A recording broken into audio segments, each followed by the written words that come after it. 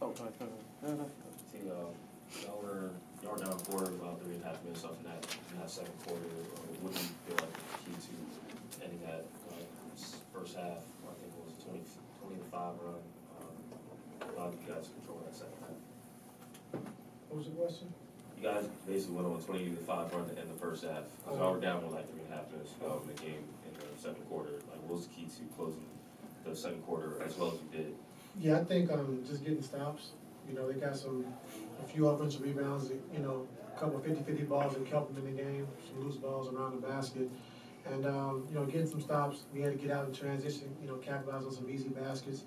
And then, you know, just offensively, I thought we did a good job with our spacing. I thought, you know, we made some shots, but, you know, James, you know, only having 12 assists, but he really could have had 20. You know, he got a lot of passes at Daniel and Zoo around the basket where they got fouled. And then we got a lot of open threes as well, you know. So just playing good offense, taking care of the basketball, only having 3 turnovers at halftime, you know. And so when we take care of the basketball, we are a dangerous team. What did you talk about at halftime and how did the team execute from there? Just continue to keep making quick decisions, make sure we get back out to spacing. We know this team, you know, they love to protect the paint, so we got to make sure we don't go too deep and make the right play before we get into any traffic. And our guys did a good job of doing it all night. A month ago today, you guys were right in a 6-game losing streak. Just, a month later, you guys won 12, 15, 7 in a row. Big picture-wise, is this just a month into it? Is this about how you expect things to go? You think it would take a bit of time for everything to get together? Yeah, I mean, and we still got to continue to keep getting better. But, you know, the progress is being made. The guys are putting in the work every single day. Like I said, whether it's, you know, practice, which we haven't had a lot of, but the shoot-arounds, we've been really using those shoot-arounds to get better. You know, each game, each shoot-around. And the guys are putting in the work. And like I said, James are grabbing, you know, Tyson, Zoo, and Bones, those guys, every day. Just continue to keep working on the game, continue to work on how he wants them to set the pick and rolls and getting out of it quick. And so, you know, Kawhi and James talking, Kawhi, PG, and James talking. So the guys are putting in the work, and you can slowly see it starting to build. Kawhi's got 169 points in his last 177 minutes on 65 games. It's got into him. He's a great player, you know, and he's feeling good. Like I said, I think it all just stems back from just training camp. I think of, you know, PG and Y being healthy and being able to have a hard, tough training camp to get in condition, to go through this type of schedule we have right now. You know, it's been a tough schedule for us, but guys are fighting through, playing back-to-backs, playing a lot of minutes, and you know, he's just in great shape. His body feels good, and hopefully we can continue to keep it rolling. Since you became coach, you've seen a lot of stretches where Kawhi's looked at this level or playing extremely well. Is the way he's doing it these last couple weeks any different, unique in any way to you than a standout compared to previous stretches? Yeah, I think the biggest difference is, you know, he's actually, you know, guarding the best players down. Usually we try to conserve him for, you know, offensively, but he's been wanting to take that challenge, like, man, you have to put me on the best players, you know, more, you know, and so T-Man's done a great job of just starting the games, taking that responsibility, and then PG and Kawhi, you know, taking over down the stretch. And so just to see the way he's guarding, you know, he's able to move, and that means he's 100% healthy, you know, and so he feels good. And we know he can score the basketball at a high rate and very efficient, but just defensively, what he's being able to do is incredible. Which I know a couple years ago, I feel like you were joking that you showed a video of yourself to Zoo of you dunking. It's like, yeah. Why can't you be like this? Yeah. What did you make of his first quarter dunk? It was all right. It was okay. He should have a lot more though. Hey, Coach, James only 6 shots tonight. When he's less aggressive like he is tonight, but dishing out 12 dimes like that, do you look for him to kind of pick and choose his spots, or in kind of controlling the offense and controlling the pace, or do you want to kind of see him continue to be aggressive, look for a shot, but maybe try to get to the double-digit assists if guys are making shots? I don't think he was less aggressive. I think, you know, one thing about James is he's going to make the right play 100 out of 100 times. And so if his shot is there, he's going to take it. And if the pass is available, he's going to make the pass. And so we came into the game knowing that New York has their guys, their bigs up. So it's not a lot of room to attack downhill and get to the basket. So he was making all the right passes, all the right plays. But like I said, he should have had 20 assists tonight. You know, just how easy he was able to make the reads and make the passes. And, you know, Zoo got fouled a couple times. Like I said, Daniel got fouled a couple times. couple of open three-point shooters, and so James not really worried about scoring or points. He's just taking what the defense gives him every night, and we're able to capitalize on it. So you made a look like a rotation change with Amir continuing to play with Paul coming back. How does Amir fit the second unit with how the team is playing as a whole? Just, like I said, Amir, he's always been one of my favorite guys, and, the year when PG and Kawhi were out, just seeing the steps he took every single game of getting better and better, and he was a big reason why we was 42-40 that season, when we missing Kawhi and PG. And so I've always had confidence in Amir, and, just with the players we have and the guys we've been acquiring, he's been the guy that's had to always wait and be patient. But the biggest thing about Amir is he stayed patient, but he continued to keep putting the work in.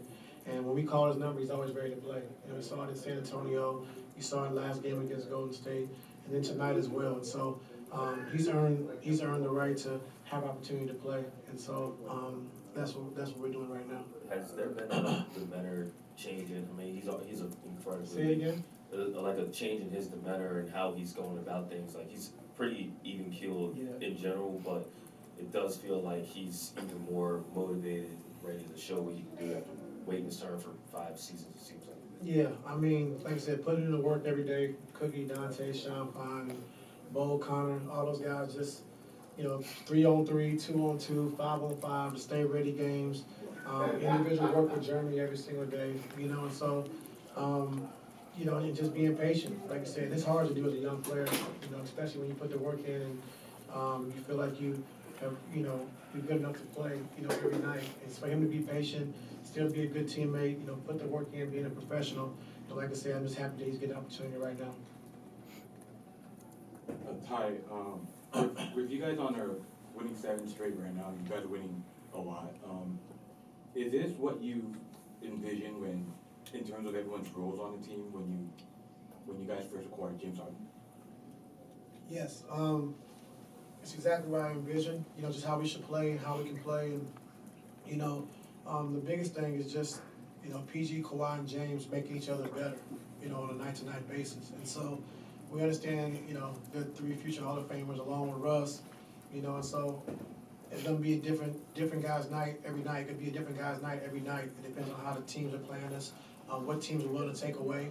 And so, with that being said, we got 3 guys in the starting lineup that they have to make each other better and have to realize, like tonight, James, 6 shots, Kawhi 12 for 16 had it going, PG 11 for 18 had it going. So James is going to make all the right plays and all the right reads, and it was their night tonight, and so that's what we got to understand, and that's a sacrifice that we have to make if we want to be good.